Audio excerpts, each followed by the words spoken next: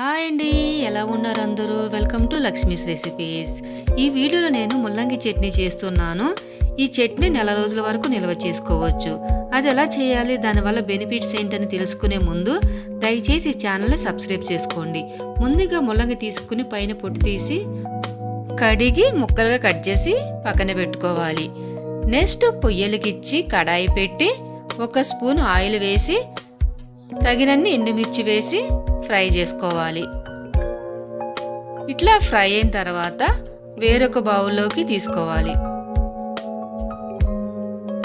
Next అదే కడాయిలో 2 స్పూన్లు పల్లీలు, 2 స్పూన్ల ధనియాలు, 1 స్పూన్ జీలకర్ర, 2 స్పూన్ల నువ్వులు వేసి ఫ్రై చేసుకోవాలి. ఇట్లా ఫ్రై అయిన తర్వాత అదే బౌల్లోకి తీసుకోవాలి.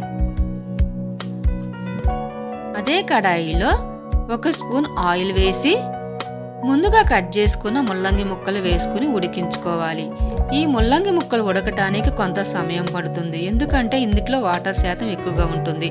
ఇట్లా గోల్డెన్ బ్రౌన్ కలర్ వచ్చిన తర్వాత కొన్ని ఆనియన్స్ ముక్కలు కూడా వేసి ఉడికించుకోవాలి.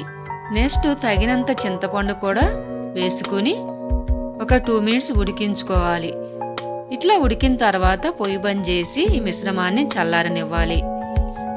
ఇప్పుడు మిక్సీ జార్ తీసుకుని ముందుగా ఫ్రై చేసుకున్న ఎండుమిర్చి అండ్ ముల్లంగి కూడా ఈ మిక్సీ జార్లో వేసుకోవాలి.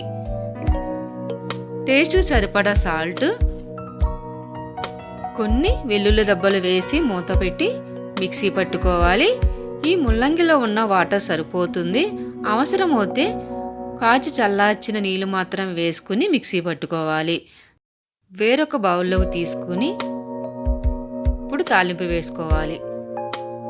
తాలింపు కోసం పొయ్యలికిచ్చి గిన్నె పెట్టుకొని 1 స్పూన్ ఆయిల్ వేసి 1/2 స్పూన్ ఆవాలు, 1/2 స్పూన్ జీలకర్ర, కొన్ని వెల్లుల్లి రెబ్బలు వేసి తగినన్ని కరివేపాకు వేసుకుని ఫ్రై చేసుకోవాలి.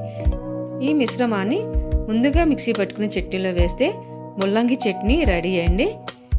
ముల్లంగి చట్నీ రోటీలోనూ చపాతీల కంటే వేడివేడి అన్నంలో నెయ్యి వేసి తింటే చాలా బాగుంటుందండి.